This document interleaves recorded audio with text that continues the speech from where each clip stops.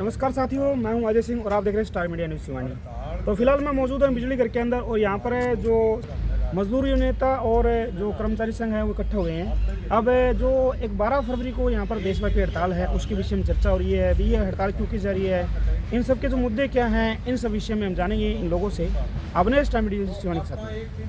इंकलाब जिंदाबाद जिंदाबाद जिंदाबाद। सर कर्मचारी संघ हरियाणा जिंदाबाद जिंदाबाद जिंदाबाद। किसान मजदूर कर्मचारी एकता जिंदाबाद जिंदाबाद जिंदाबाद। किसान मजदूर कर्मचारी एकता जिंदाबाद जिंदाबाद जिंदाबाद। श्रम कानून वापिस लो वापिस लो वापिस लो। पावर बिल 2025 वापिस लो वापिस लो वापिस लो। इंकलाब जिंदाबाद जिंदाबाद जिंदाबाद। हमने हेड ऑफिस भिवानी को भी लिखा है, इंजीनियर एसोसिएशन को भी लिखा है और हम आपके उसके माध्यम से उनसे अपील कर रहे हैं कि आओ। इंजीनियर ज्वाइंट हमारी हड़ताल के बाबत कन्वेंशन थी सर्व कर्मचारी संघ भवन में 26 तारीख को, 26 दिसंबर को। तो साथियों, हमारे साथ में जुड़ चुके हैं यहाँ के जो कार्यकर्ता हैं। भी यहाँ पर एक बैठक की गई है। सर, ये बैठक क्यों की गई सर? सुरेंद्र यादव, राज्य कैशियर, सर्व कर्मचारी संघ हरियाणा।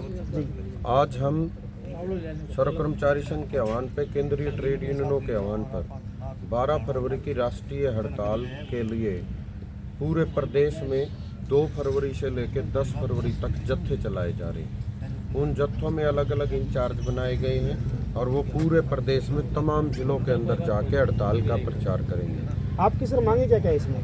केंद्र सरकार ने अभी श्रम कानून लागू किए हैं और वो श्रम कानूनों में काम के घंटे जो बड़ी मुश्किल से वो 1886 में लड़के 8 घंटे काम के, 8 घंटे आराम के और 8 घंटे घरेलू कार्यों के लिए बनाए गए थे। अब पूंजीपतियों के लिए उनकी सुविधाओं के लिए काम के घंटे बंद कर दिए हैं। वो काम के घंटे 8 की बजाय 14-16 तक काम ले सकते हैं और उसका कोई उनको ओवर टाइम नहीं देना पड़ेगा। एक चीज़ तो ये है। और उस श्रम कानून में 44 कानून थे, उनको रद्द करते हुए केवल 4 कानून पूंजीपतियों के हक में बनाए गए। जो मजदूरों के हक की नीतियाँ थी उन्हें इस सरकार ने ख़त्म कर दिया है। एक चीज़। दूसरी चीज़, कर्मचारियों के लिए जो 8वां वेतन आयोग गठित करना था, केवल उसकी नाम की कमेटी बनाई है। पहले दिल्ली के चुनाव में बहुत बड़ा हुआ उठाया गया प्रेस के माध्यम से, भाई इतना खर्चा हो गया, इतना वो हो गया, उसकी कोई रिपोर्ट नहीं आई। फिर बिहार चुनाव में एक नया जिन निकाल लाए 8वें वेतन आयोग की, हमने ये कर दिया, अभी तक उस पर नहीं आया, जबकि वो 1 जनवरी 2026 से लागू हो जाना चाहिए था। उसके अलावा हमारा 18 महीने का जो कोरोना काल में सरकार ने डीए का एरियर रोक लिया था कोरोना के नाम पे, उसे आज तक रिलीज नहीं हुआ। विभागों के अंदर केंद्र सरकार में भी और राज्य सरकार में भी लाखों पद खाली पड़े हैं और 1 कर्मचारी से 4 कर्मचारी का काम लिया जा रहा है, जबकि बेरोजगारी दर हरियाणा की तो 35% से ऊपर जा चुकी है। उसको स्थायी भर्ती से नहीं भरा जा रहा है। एक हमारी डिमांड ये है, विभागों को प्राइवेट कंपनियों के हाथ बेचा जा रहा है। बिजली हो, शिक्षा हो, स्वास्थ्य हो, अब हमारे हॉस्पिटल हैं प्राइवेट फर्म को बेचने जा रहे हैं, उन हॉस्पिटलों को टेंडर दे रहे हैं। बिजली का प्राइवेट कंपनियों को दिया जा रहा है। स्कूल है बंद किए जा रहे हैं। इस तरह करके सरकार ये नीतियाँ लेके आ रही है। उस नीतियों के विरोध में और एक अभी जो मजदूरों का जी राम जी, मनरेगा का नाम बदल के जी राम जी लिए हैं। कल आपने बजट देखा होगा, बजट के अंदर उसका बजट भी घटा दिया और जबकि हम ये कह रहे हैं हमारी वित्त मंत्री जी अभी हमने अन्य सुविधाएं बढ़ाई हैं, उस बजट की भी हम निंदा करते हैं। कर्मचारियों की पुरानी पेंशन के लिए उस बजट में एक भी शब्द नहीं बोला गया। कर्मचारियों के लिए कोई शब्द नहीं बोला गया। बेरोजगारों को रोजगार देने के ऊपर कोई बात नहीं रखी गई। कैसे विकास होगा और विकास में रोजगार कैसे मिलेगा, उसके ऊपर कोई भी बात नहीं रखी गई। इसलिए हम जो सरकार ने ये जो कल बजट किया है उसमें कर्मचारी और मजदूर से संबंधित कोई भी बात नहीं रखी गई। केवल पूंजीपतियों को टैक्सों में रियायत दी गई है। हम उस बजट की निंदा करते हैं और मांग करते हैं कि जो ये 4 कानून लेके आए, बीज बिल जो पास किया है वो 1 अप्रैल से लागू हो जाएगा। पहले उस बीज बिल के अंदर अगर बीज खराब है, फसल नहीं हुई है, तो FIR लॉन्च कराई जा सकती थी और उसको मुआवजा मिल सकता था। अब वो प्रावधान उसमें ख़त्म कर दिए। किसान को भी मारने का काम इस सरकार ने किया है। तो आज हम जत्थे के रूप में चले हैं हिसार से ये अभी मीटिंग करते हुए यहाँ आए हैं। विभागों में मीटिंग करेंगे, गांव में जाके मीटिंग करेंगे, CITU के साथ, किसानों के साथ, मजदूरों के साथ, और फिर हम ऐसे करते हुए हल्का वाइज आगे जाएंगे और पूरे प्रदेश में हड़ताल को कामयाब करने के लिए करेंगे। और 12 फरवरी को पूरा प्रदेश और देश, पिछली हड़ताल हमारी 25 करोड़ की हड़ताल हुई थी और ये हड़ताल 25 करोड़ को भी पार करेगी। हम ये कहना चाहते हैं, मोदी सरकार, आम गरीब जनता की भलाई के बगैर आप आगे नहीं बढ़ सकते।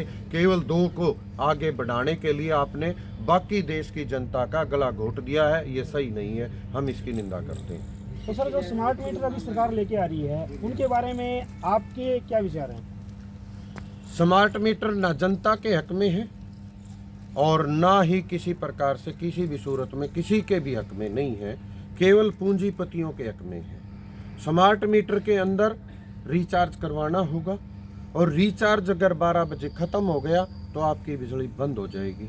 एक बात, उसके नुकसान क्या है? अभी जो मीटर लगे हुए हैं डिजिटल, उन मीटर में स्लैब सिस्टम के हिसाब से पैसे के हिसाब से बिल आता है।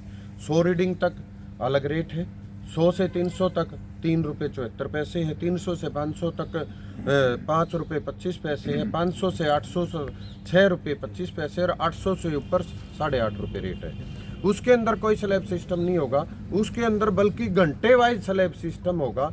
जब आपकी डिमांड ज़्यादा बढ़ जाएगी गर्मी में, 10 से 4 बजे गर्मी में, उसका रेट अलग होगा।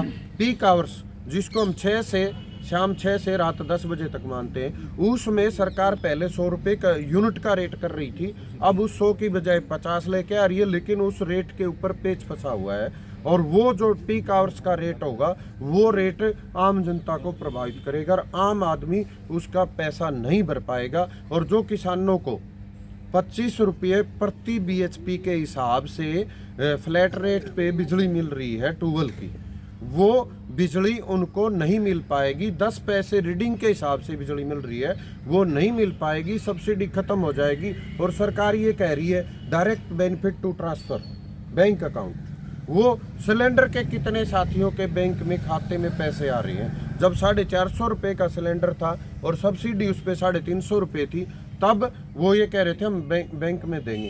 अब आपके खाते में कितने पैसे आ रहे हैं आप बता सकते हैं सब्सिडी के नाम के? वही हाल किसानों का होगा, किसानी खत्म हो जाएगी और अनाज का संकट पैदा होगा और फिर बड़े पूंजीपति इस पूरे देश की, प्रदेश की, वो जमींदार की भूमि को लेके जमींदार ही उस पर मुजाहरा करेगा।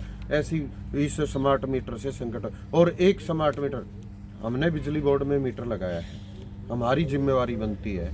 उस मीटर की कॉस्ट 750 रुपये है और स्मार्ट मीटर की कॉस्ट 2500 से लेके 10,000 रुपये तक हो सकती है।